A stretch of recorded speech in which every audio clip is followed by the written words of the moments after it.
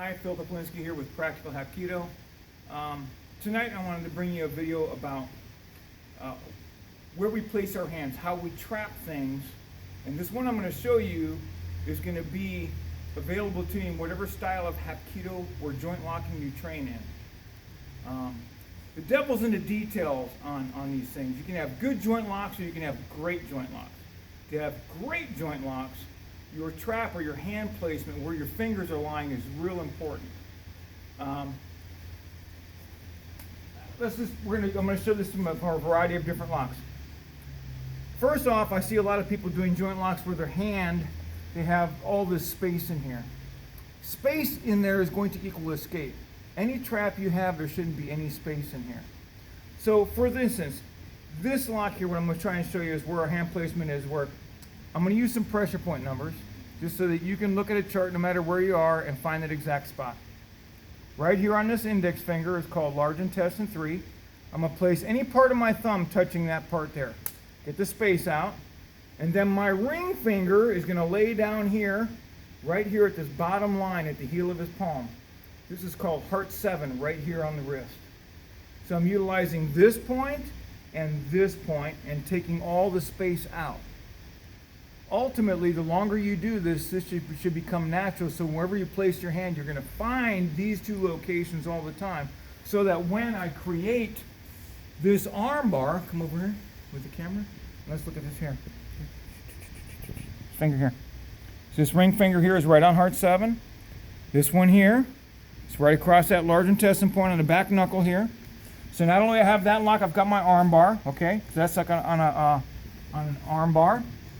Same trap. Many of you have what we call a cradle here. I'm going to roll this over, and what do we have here? Same thing. When I slide this, it's just going on top of this one. Still the same location and no space. Okay? Two-way torques or S-locks from the same side. Same trap. Roll over. See this here? When we have this, when you have this finger here and this thumb here on those 2 points, it takes this S-lock and it turns it into something that's dynamic. Dynamic. If it's a shoulder, where am I going? Look at the same trap. I come over the top, same thing. Same location. You need to get, in my opinion, you need to get to the point where when you're trapping, when you're laying hands on something, it's always at that fulcrum all the time. Fulcrum is our key. Yes, sir. All right? It's that pivoting point. We got a pull-push action. We have yin-yang theory and application going on in these joint locks all the time. Even on a side wrist, I trap here and I roll. By the time I roll this over, I'm back on heart 7 here on this side and large intestine 3 on this side. We can go here, we can go here. Bring this back, right? Still the same trap. You're going to come across this trap, this contact points on all kinds of techniques throughout the Hapkido curriculum. Get this now and get rid of the space. No space. Okay? I'm going to leave you with one final thing that you have to incorporate in all your locks. I don't care what the lock is. That's called feet to the core. Oftentimes I see people, they're doing their locks and things, and they got this back foot trailing out, maybe even in a back stance. Will it work? Well, probably okay. But you really want it to work, bring this back to shoulder width apart, and I bring my feet to the core. The core is whatever I'm attacking. So if it's a joint lock, that is my core, and my feet are going to point in this direction here. If I'm striking, my feet are going to point to the core where I'm striking.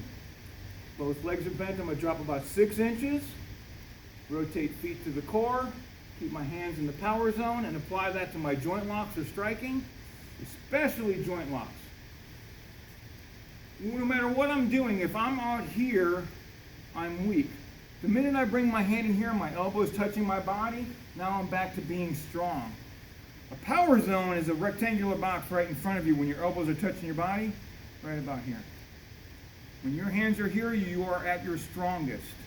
The farther away I venture from that box, the weaker I become. Same with the feet. So if I combine those two players, feet to what I'm attacking, hands in the power zone, You have increased your effectiveness. I can't tell you how many times. But don't take my word for it.